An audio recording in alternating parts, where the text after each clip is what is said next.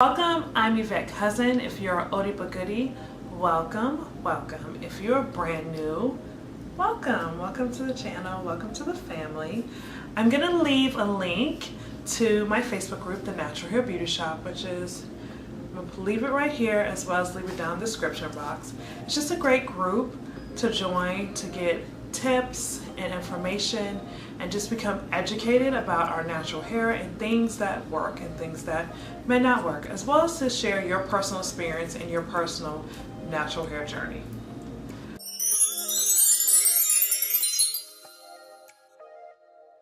Today I am here and I'm going to talk to you all about porosity, hair porosity. Now I know there's a lot of focus on hair type, but I want to take time to focus on hair porosity. I just want to recap that I have eczema in my scalp, low porosity, 4C hair. Everyone asks me what is my hair type and porosity, so I like to say in each video. Let's start off with the actual structure of your hair. Your hair is made up of 3 layers: the cuticle, the cortex, and the medulla. I think I'm saying that right. I'll put the word here. The cuticle is the outermost layer. So when we're talking about porosity, we're actually talking about the cuticle layer. So the cuticle layer is made up of flattened layers that overlap each other like tiles on a roof. And your porosity describes the way that those tiles on the roof or the tiles in your cuticle layer here overlaps each other. The cuticle layer is very important because it protects the inside of the hair shaft from damage. The cuticle layer has anywhere from 5 to 8 layers, and it can be super tight or tightly packed together, medium, or it can be loosely packed together. And that's where we get our low, medium, and high porosity descriptions of our hair from. So low porosity hair has tightly packed cuticle layers, and low porosity hair usually repels moisture.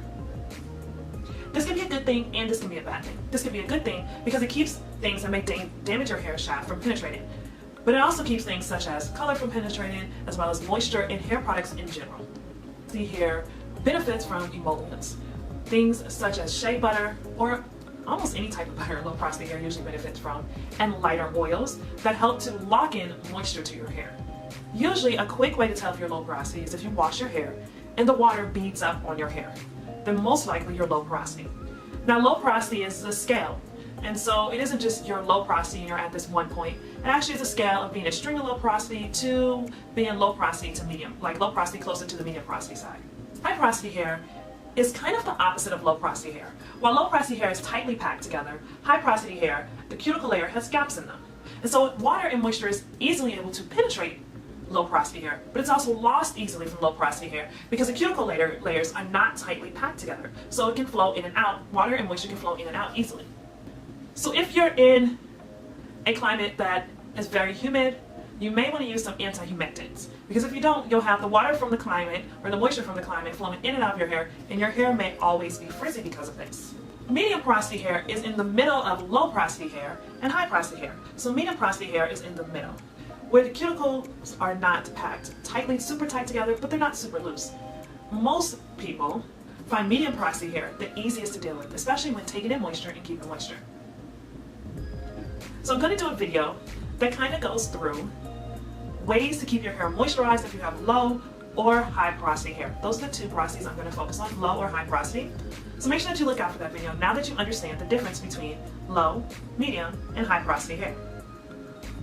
I'll leave a picture down below or a link down below, which will take you to a picture where you can do an easy porosity test. But make sure that you do this test on freshly washed hair with no product on it. I would also do the test in multiple parts of my head. So here, here, and maybe even here. Because just because one part of your head is one porosity, it doesn't mean your whole head is that porosity. You can have a mixture of porosity types in your hair, just like you have a mixture of curl patterns. Did you like that video? Well, don't forget to hit the like, subscribe, and follow button so you can get more amazing content from my channel. I'll see you all later. Bye!